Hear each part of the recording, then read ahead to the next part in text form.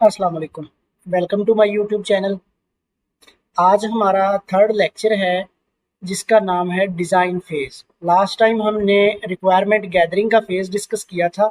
आज हम देखेंगे कि डिज़ाइन फेज़ के अंदर कौन कौन से काम परफॉर्म किए जाते हैं। तो चलिए लेक्चर स्टार्ट करते हैं। The design phase comes after requirement gathering. Means के आपने अपने सॉफ्टवेयर के अपने सिस्टम के मतलब जो डाटा था वो इकट्ठा कर लिया है। अब हमने उस डाटा के अकॉर्डिंगली अपने सिस्टम का अपने सॉफ्टवेयर का डिज़ाइन तैयार करना है।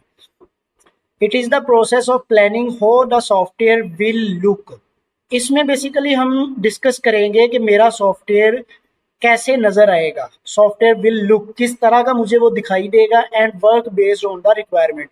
और वो जो रिक्वायरमेंट हमने इकट्ठी की है, क्या उन रिक्वायरमेंट्स की तरह का ही हमारा सॉफ्टवेयर होगा, क्या वो रिक्वायरमेंट इसके अंदर फुलफिल हो रही होंगी या नहीं होंगी, हम इसका एक प्लान तैयार करेंगे।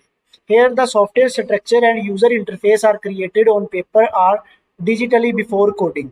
Basically हम कोडिंग करने से पहले अपने सॉफ्टवेयर को एक पेपर के ऊपर, जिसको ब्लूप्रिंट बोला जाता है, हम उसका एक डिज़ाइन तैयार कर लेंगे ताकि हमें पता चले कि फाइनल आपका जो सॉफ्टवेयर है जब बन जाएगा तो वो किस तरीके का नज़र आएगा। अब डिज़ाइन बनाने का मकसद क्या है, इसका पर्पज़ क्या है? To decide how the system will perform each function. जब हम किसी चीज़ का डिज़ाइन तैयार करते हैं तो हमें पता चल जाता है कि हमारा फंक्शन, हमारा सॉफ्टवेयर कैसे कोई भी फंक्शन परफॉर्म करेगा। इसके बाद दूसरा इसका जो फ़ायदा है वो ये है, टू क्रिएट ब्लूप्रिंट और प्लान फॉर डेवलपर्स। कि मैंने कोडिंग के लिए डेवलपर्स को काम देना है, मैंने डेवलपर्स से कोडिंग करवानी है, तो उनको जो प्लान देना है बेसिकली उस प्लान का मैं डिज़ाइन तैयार कर उसका एक ब्लूप्रिंट, जिसको हम पेज प्रिंट भी कहते हैं या पेज के ऊपर ड्राइंग कहते हैं, ये तैयार कर लेंगे ताकि उनको ज़्यादा अच्छे से समझ आए कि मेरा सिस्टम किस तरीके का होना चाहिए।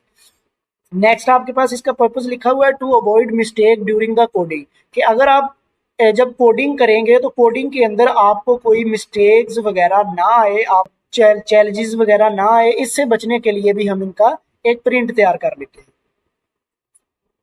नेक्स्ट मेरे पास इसकी कुछ टाइप्स लिखी हुई हैं कि आपने अगर अपने सॉफ्टवेयर को डिज़ाइन करना है तो कितने तरीक़ों से हम इसको डिज़ाइन करते हैं।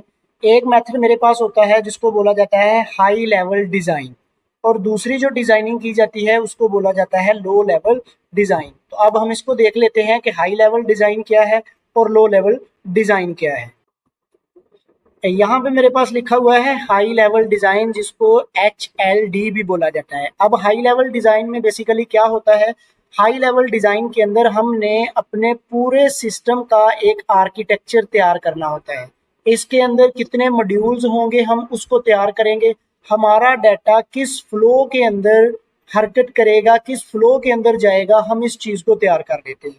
तो ये वाला जो डिज़ाइन कहलाएगा, जिसको हम ओवरऑल डिज़ाइन भी कह सकते हैं, कि आपका पूरा सिस्टम कैसे काम करेगा, कैसे नज़र आएगा, इसको HLD बोला जाएगा। इसकी हम रियल टाइम एग्जांपल की बात करें तो आपके घर का जो नक्शा है उस नक्शे को हम बोलेंगे हाई लेवल डिज़ाइन, और दूसरे नंबर पे जो डिज़ाइन होता है उसको बोला जाता है लो लेवल डिज़ाइन या LLD।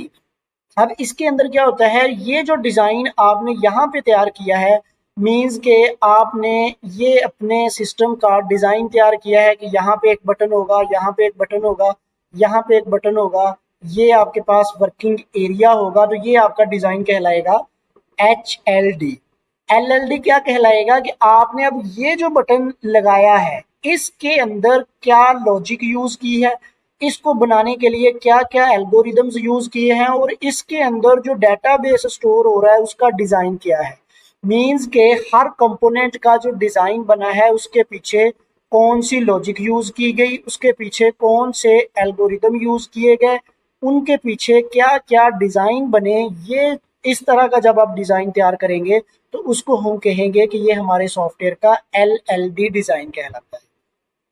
नेक्स्ट आपके पास एक स्टेप लिखा हुआ है, what happen in the design phase. के डिज़ाइन फेज में बेसिकली काम क्या होता है, आपने डिज़ाइनिंग करनी है तो डिज़ाइनिंग फेज के अंदर आपका काम बेसिकली है क्या, कौन कौन से काम हैं जो आप परफॉर्म करेंगे।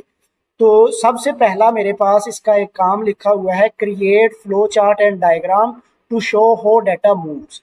जब हम डिज़ाइन तैयार करते हैं तो हम क्रिएट करते हैं फ्लो चार्ट्स को, हम क्रिएट करते हैं डायग्राम्स को, जो मुझे ये बताते हैं कि मेरा डाटा किस वे के अंदर और किस तरह मूव हो रहा है।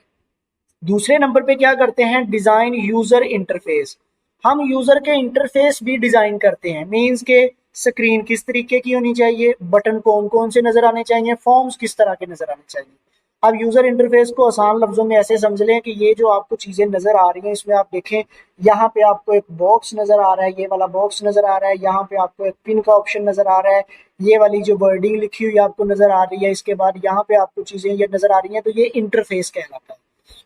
नेक्स्ट हमारे पास स्टेप है decide how different part of software will interact. अब क्या होता है, यहाँ पे आपके पास एक बटन है आपके सिस्टम का जिसको हम कहते हैं कॉल बटन है, यहाँ पे एक बटन है जिसका नाम है स्टेटस बटन, और यहाँ पे आपके पास एक बटन है जो कि आपके कॉन्टैक्ट के बटन है। अब ये तमाम जो बटन्स लगे हुए हैं ये एक दूसरे के साथ इंटरेक्ट कैसे करते हैं, मीन्स के आपने जब कॉल करनी है तो आपकी कॉल बेसिकली होनी तो आपके कॉन्टैक्ट से ही है ना, आपको जो यहाँ पे स्टेटस नजर आना है वो स्टेटस नजर तो आपके अपने कॉन्टैक्ट से ही आना है ना। तो ये वाला बटन इस बटन के साथ कैसे रब्ता कर रहे हैं, इस बटन का इस बटन के साथ क्या रिलेशनशिप है, इस चीज को डिजाइन किया जाता है। और लास्ट नंबर पे आपके पास लिखा हुआ है choose technology and tools to be use. कौन कौन सी टेक्नोलॉजी और कौन कौन से टूल्स यूज हो रहे हैं आपके सॉफ्टवेयर को डिजाइन करने के लिए, ये भी हम इसके अंदर डिस्कस करते हैं।